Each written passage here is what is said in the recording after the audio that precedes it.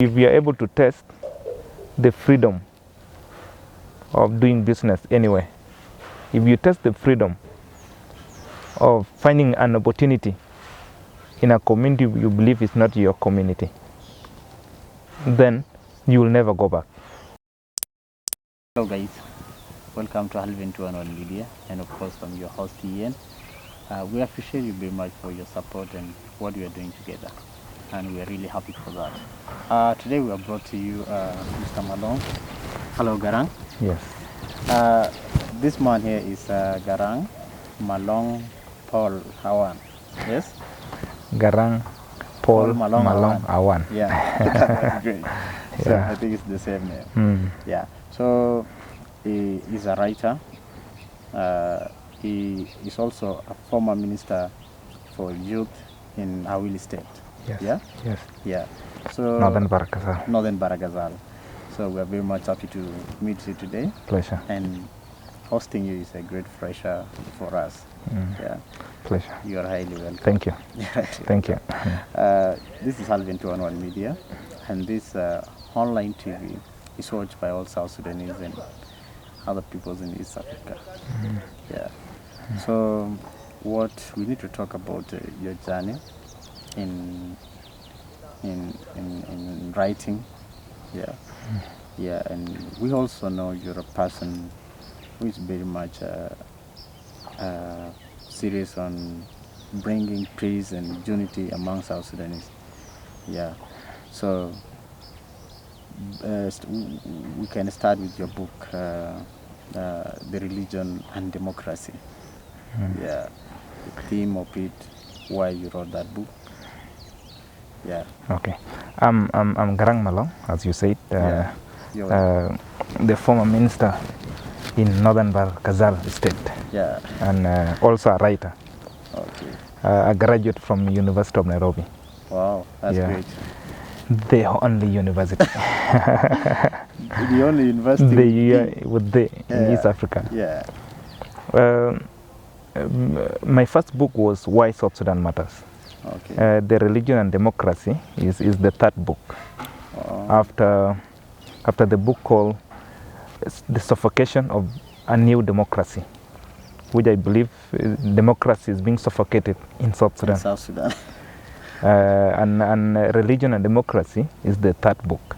Okay. I'm looking at the narration of Christianity, the Islamic, in South Sudan. Not to forget the traditional believers in South Sudan. And I wanted to differentiate the three. And most importantly, I believe that the politician, everyone can be a religious, but not everyone is a politician. And so I wanted to separate the two, that we can all, as South Sudanese, be religious believers. We can all be, either you follow Muslim or you follow Christianity or the traditional, the animist. Yeah. But we cannot all be politicians. So the Religion and Democracy is to shed light that South Sudan cannot be ruled through religion. We are all inhabitants of South Sudan, and we should all live in peace. We should find a way to separate religion and democracy, the religion and politics, so that the social life of South Sudanese is not interfered with. Yeah. Oh, that's great. So it sheds light to differentiate the democracy from religion. Yes. Yeah. And how do you see the South Sudanese youth, politicians relate these things? To separate from South Sudan, from the Northern Sudan, first of all, was basically the differences between religion, the Christian and the Muslim. And the Muslims. Politically, you can also say the resource distribution. Yeah. It still goes between the Christian and the Muslim. The Muslims. South Sudan today, we want to make it a better place for ourselves and for our children and for our all fathers and the old mothers, not to have to suffer under bad leadership. So if we want to make a better South Sudan, we need to separate the religion from politics. No religion is important than the other. For sure. We should all be equal. And even in front of God, we are all equal. Before you become a Muslim or before you become a Christian, you are a human being. And that should be the baseline. And before you are a Muslim or a Christian, you are a South Sudanese. That's the first thing.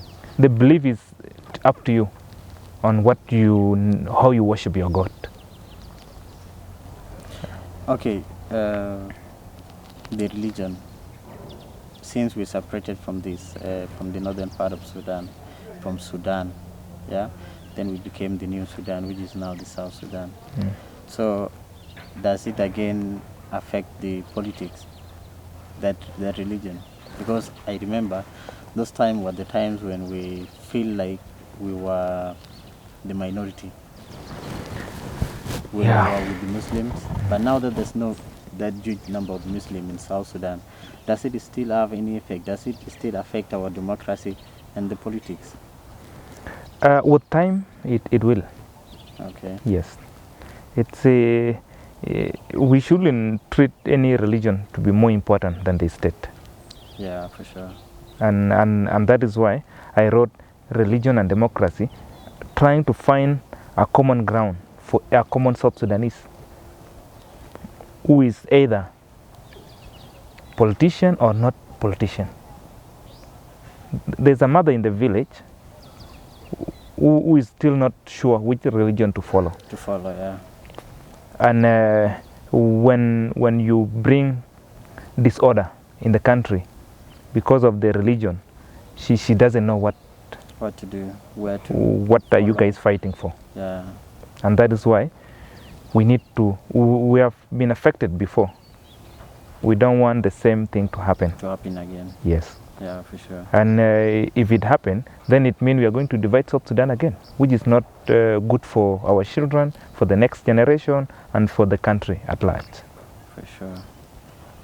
Okay, and the other book, the Why South Sudan Matters. Why did you decide to write such a book? Why South Sudan matters? I believe geographically, South Sudan matters to the region. Okay. South Sudan is approximate to be 15 million. At times they say 8 million people. Okay. And that population, there are no census for the last over 10 years. So we don't know the exact census. But with that population, the resources that we have as a country, there are more. The agriculture, it's big. It can feed the entire Africa. And I believe South Sudan matters to the region. It's surrounded with over 200 million people, South Sudan. Yeah. And this over 200 million, South Sudan can be the basket. That if you need agriculture products, you can get it from South Sudan and feed the region. Yeah. We have oil, we have gold, we have some untapped resources within the country. The mango, you can do anything in that land. And I believe it matters to the region, and also it matters to the children of South Sudan, Yeah. to the mother. Which other home do you have? You don't have any other place. Any other place. So it matters to the common people. So I believe South Sudan matters, and that is why over 2 million were laid their life to save that country. Yeah, for sure. And the direction that we are going right now, yeah, okay, I remember you talked about agriculture. And when we talk about agriculture in South Sudan, something that actually comes into our mind that we have the best place to do the agriculture. Then we remember what I think this resembles what Dr. John Garang said about the agriculture, where he said that when we actually need to, when we need to build the South Sudan, the new South Sudan with wealth and everything, we have to first invest in agriculture, then go into resources, to the natural resources. Because when we invest in agriculture, that one will now give us a wide field of going now to establish ourselves better, and then now extract the minerals that we have in South Sudan, so that we are not in a place of maybe seeing things are valuable and then you run for things for your interest. Yeah. So I think that's what your book is telling us. Yeah, there are 4 pillars that the South Sudan need to focus on, and any healthy nation is a nation that has fed its people. Yeah. And that is agriculture. 2, an unhealthy nation that invests in the health care, the hospitals. 3rd, you need the infrastructure, the road network. We don't need to say the mothers in the village have to travel all the way to the city to access. They have to get what they want within that, and they can be reached through the road network. Yeah, for sure. And 4thly, we need education. If we educate the children of South Sudan, we will have an enlightened society that informed society. That knows what they want. Yeah, for sure. And that will reduce the war and the conflict within the country. Yeah. Yeah, sure, that's great. You worked as a youth minister in Awil, Northern Baghdad, right? Yes. So you have a huge experience on the capability of youth, what our youth can do in South Sudan. Yes. What do you think they can do in the near future? Because we feel like they are not participating in the politics, nor in the other fields of endeavors in South Sudan. Our youth are very energetic, and they're very smart. They only need to be given an opportunity. What we lack in that country is an opportunity for the youth. And more importantly, the opportunity comes if there is security. You can only think outside the box if you feel safe. You feel safe, there's food. You feel safe, you can move anytime and go anywhere. Yeah. Then you can discover the colonial that came to Africa, and they say they have discovered Africa. Who had the opportunity to move. Yeah. They have the opportunity to travel. There are so many things in that country, South Sudan. And for us, we need that security within the country for our youth to move, for them to discover more within that country. Within the country, yeah, for sure. The places we have had when we were young and we have not yet traveled up to today. Due to insecurity. Due to insecurity. That's very bad. You can't go to Boma. How can we achieve this issue of security and giving youth the opportunity? You know, that means they will never get that chance, because when the insecurity continues, it means there will never be a chance for youth. We just need to enlighten our youth. We need to educate them. We need to give them awareness. And if you first test the fruit of freedom, you test the fruit of moving around the country. Yeah. If expression, exploring everything if we are able to test the freedom of doing business anywhere, if you test the freedom of finding an opportunity in a community you believe is not your community, then you will never go back. For sure. If we interact and work as one people, as young South Sudanese, none of us will ever wish to go back and say, you want to go back to your village. You will find opportunity anywhere in the country. So the insecurity can be brought to a standstill, can be stopped by the politician. Some people don't have to be in exile because the country belongs to all of us. Yeah, for sure. That's great. At the moment, I think we are doing great, if I can say, because according to what I'm saying, because at least we have a focal point where what is uniting us, right? Yeah. Yeah. And with all these contributions, I think we will always come to a place whereby everything will be okay. Yeah. But what can you tell our youth? Because with your experience and everything, with your intentions of what you need to bring to South Sudan, yeah. I can tell our youth that let's work together. There is power in unity. For sure. Let's cooperate and make South Sudan a better place. The work that awaits us in that country cannot be done by one person. For sure.